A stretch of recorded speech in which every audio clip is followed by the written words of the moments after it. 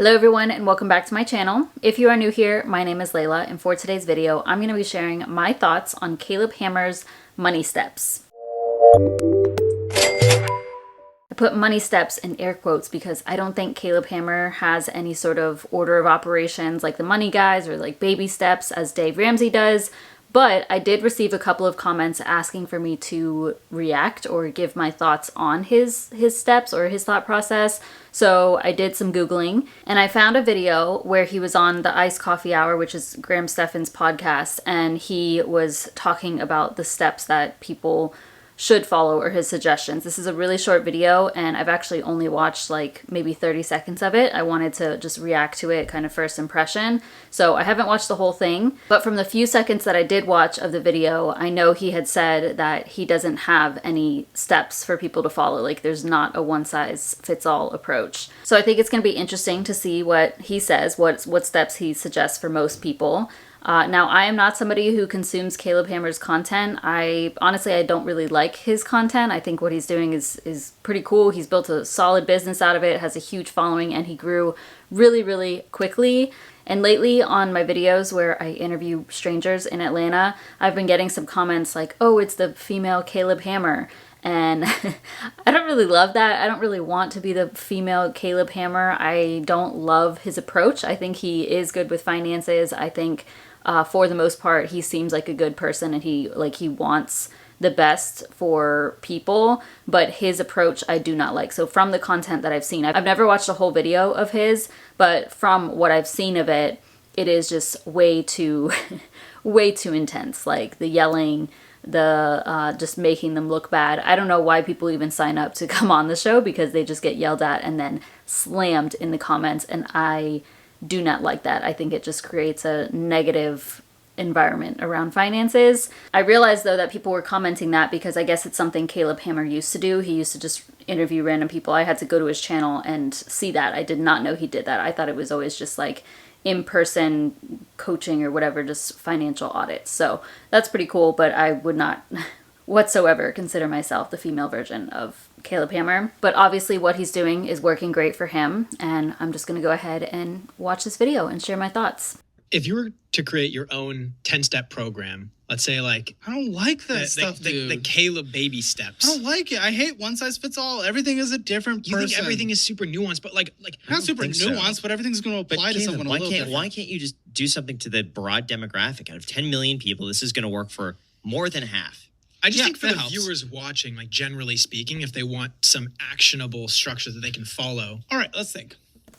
Okay, before he goes to the steps, I do respect that he says that. Like, there is no one size fits all, that everybody is different. I definitely agree with that. Personal finance is personal. By the way, I've said that in videos, and people are in the interview videos specifically, and people say, like, personal finance is personal, but then you're asking these questions. That's not what that means. That means that decisions around finances are personal. Like the way that we handle finances is personal. Sure, finances can be a personal topic to talk about, but when I'm saying personal finance is personal, that's not what I mean. I mean that how we handle money, the situations that we're in are unique to everyone. And yeah, he's kind of saying that here. I do somewhat agree. I think with all these steps, they are good for the general public, like Dave Ramsey's baby steps, or if you're following Ramit Sethi's steps, whatever it is that you're going after, they can be applicable to everybody. But to me, it's more like questions, and depending on your answer, you should follow this step, you know, kind of like those when you were younger and you filled out those little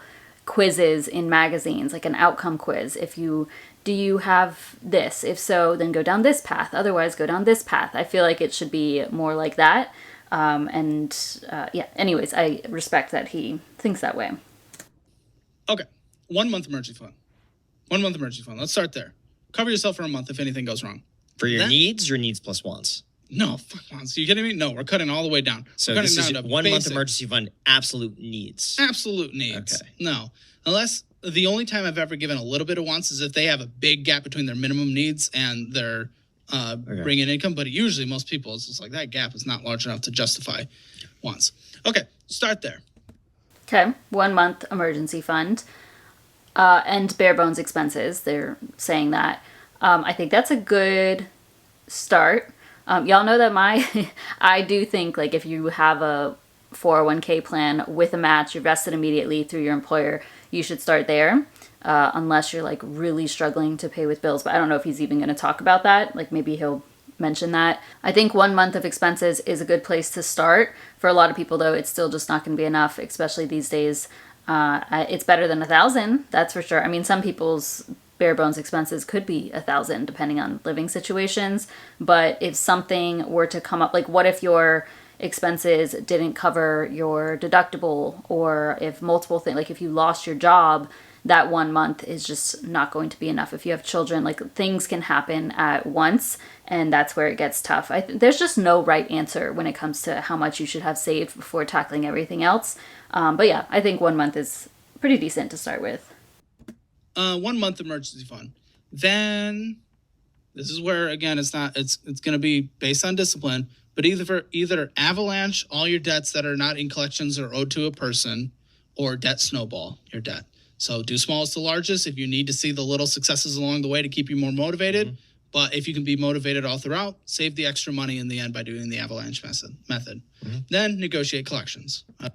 Negotiate collections from there, which is going to be a relentless, annoying, disgusting process. But okay, before he goes into more detail about the collections, love that. Next step is paying off debt. It kind of sounds like this video is too short for him to even go into great detail about anything here. He's kind of making it sound like just pay off all of your debt before going on to anything after that.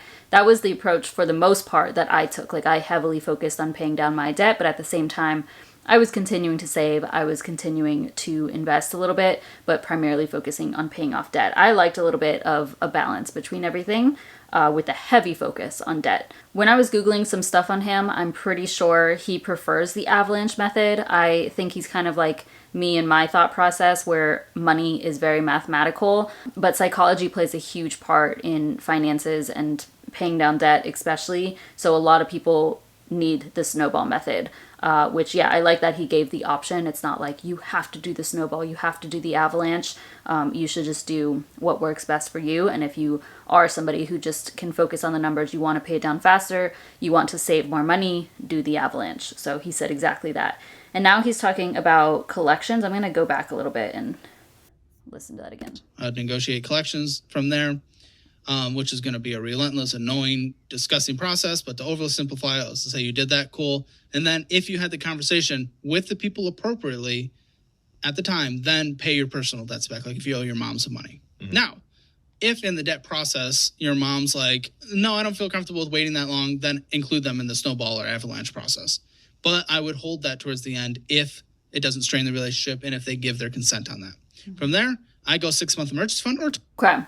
Yeah, collections, that's definitely a unique situation. Not everybody has debts in collections. I do agree with that. If you have debts in collection and you're trying to figure out which debts you need to focus on first, don't worry about those debts in collection. Like, yes, if they're about to garnish your wages, they're going to be suing you. Sure, you can focus on those. But for a lot of people, those debts in collections can just stay in collection for some time. You're going to get lots of phone calls. It's going to be annoying. Your score is going to keep dropping, your credit score. But I would rather you focus on your active debts, prevent anything else from going into collections, and then worry about the debt in collections. Now, he's talking about negotiating. So when you have, let's say you have a $500 debt that's in collections and then you're able to save up, $300, you can call and try to negotiate and say, hey, I have $300 or $200 and I can pay this to you, one lump sum of $200, and that's going to cover the full $500 debt. And you can do that. That's possible to negotiate. It's not guaranteed to work, but absolutely worth it. The thing is that you've got to save up for that. If you can tackle your active debts and then start focusing on saving so you can negotiate those collections, then I definitely recommend doing that. It may not work and they also may negotiate back to you, but if it is a success, make sure you get that in writing. Like, you need to have confirmation that this amount of money that you are about to pay them will cover your full debt. Get that in writing and then go forward. I also liked that he mentioned owing other people money and incorporating that somewhere into your journey. So it may not be a lender, it could be your mom, a friend, a sibling, whatever. And yeah, depending on the situation, you may want to prioritize that before even doing like snowball avalanche, because if it's putting a strain on an important relationship in your life, I would go ahead and just pay that person first, like get it out of the way so that you still have that relationship. Everything he's kind of going over shows exactly why he doesn't want to put these like set in stone steps to follow. You know, with Dave Ramsey's baby steps, he says to tackle your debt using the snowball method, which is great for a lot of people. But yeah, if you owe somebody money, let's say you have a $500 debt, but then you owe somebody $3,000, you're first going to focus on that $500 debt while you owe this person, your friend or whatever, $3,000, and you're about to lose that friendship because of this. Then like you should prioritize that if you still want that friendship and, you know, the respect from that person. It can get really messy when you lend money to people or vice versa. And yeah, sometimes that is more urgent than tackling anything else. So love that he brought that up. From there, I go 6-month emergency fund or 12-month if you're your own business. You know, if you're your own business, you may as well. I think it's more comfortable to do a 12-month emergency fund closer to what I have, where the average person, 6 months. I wouldn't do 3 months because now we live in a world where a pandemic can exist randomly. Mm-hmm. So, okay. Okay. 6 months emergency fund or 12 months if you're self-employed. I would agree with this. He still hasn't mentioned investing. I think the reason he hasn't brought up, well, one, he's on the spot. You know, this isn't a planned video. Graham and the other guy were like, no, you come up with it right now. So I'm sure if he sat down and actually like thought things out, it would be a little bit differently.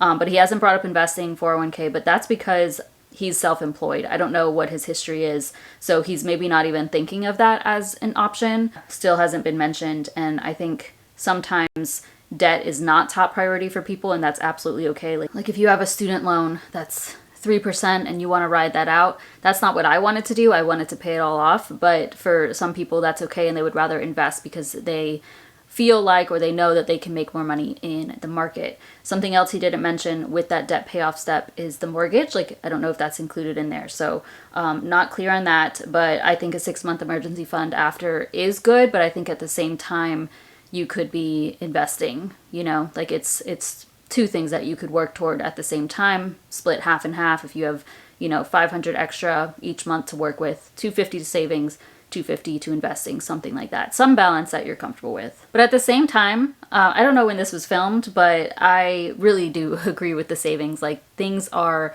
crazy right now, and I think this was filmed before 2025. It was filmed before 2025, and yeah, things are even worse now, I would say. Like, there's pandemics happening, there's a lot of uncertainty out there, and I think just looking out for yourself by having savings is very important. Like, a lot of my clients, for example, I've been having them instead focus on savings instead of paying down extra debts or instead of investing, because that is going to save you versus, you know, your money being taken up by investments or by debt payoff. So, yeah. From there, I usually do the 50-30-20, 50% on needs, 30% on wants, 20% on savings. It's going to be different where you live. New York, California, your needs are going to be a little higher because your housing is going to be a little higher. But I would be trying to hit minimum 20% on a monthly basis towards investing goals or saving for a home, wherever that is. Obviously, this is where it becomes, again, applicable to a different person. If you're 55, you have no retirement, a larger chunk is going to have to go to starting to save for retirement versus if you're 25 and you just got out of debt, fully funded emergency fund, and you need to start investing. I have a video talking about the 50-30-20 rule and how it doesn't work for most people, just because for tons of people, needs is higher than 50%. And I think wants being higher than savings is like bad. I feel like that should be switched. That's just my personal opinion. Like, if you're putting 30% toward wants, you should be putting more towards savings. Like, for that much to be going to discretionary spending, I think it should be switched. And again, I do like that he's calling out it's going to look different for everybody. If you're, 50 years old, you don't have anything saved for retirement, you probably should have like 5% for needs, maybe 10%, but everything else needs to be going toward investing so that you can prepare for your future, because you're, for lack of a better phrase, you're a little bit behind. It's kind of just 50-30-20 until you're retired. When you're just living your dream. It's fantastic. I love that. Yeah, Pretty concise. Yeah. Is this gonna, it depends on your age. Depends on where you live. Depends on how disciplined you are through your debt paying journey. So there's nuances here and there. So yeah, he just said 50, 30, 20 for the rest of time, basically. And I think that's okay. Like I said, I don't really love the 50, 30, 20, and I think that can be shifted quite a bit. But it just depends on your goals. Just saving 20% may not be enough for you to do all the things that you want to and retire comfortably. I do believe the more that you can save and invest, the better.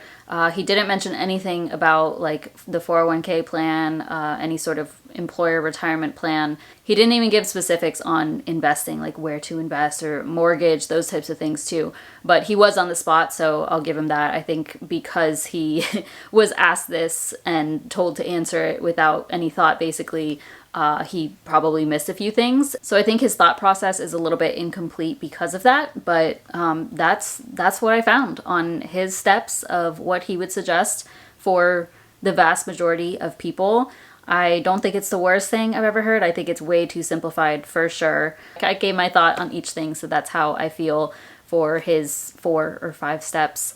But I do think if he had more time to think on it and actually lay things out, it would look a bit different. From what I can tell of how he handles finances, it's probably quite similar to how I think about things. So y'all let me know if he's shared an updated list elsewhere, if he has this somewhere else, but I was not able to find anything in particular. I will have this video linked down below so you can go watch it. This was a clip from the iced coffee hour or whatever. It was just from an episode, not their full episode, of course. So just a small part of a full podcast. But that's that. Let me know if there are any other finance creators that you want me to share my thoughts on their thoughts of what to do with your money. But otherwise, thank you all so much for watching. Please give this video a thumbs up, subscribe if you haven't already, and I'll see you in my next one.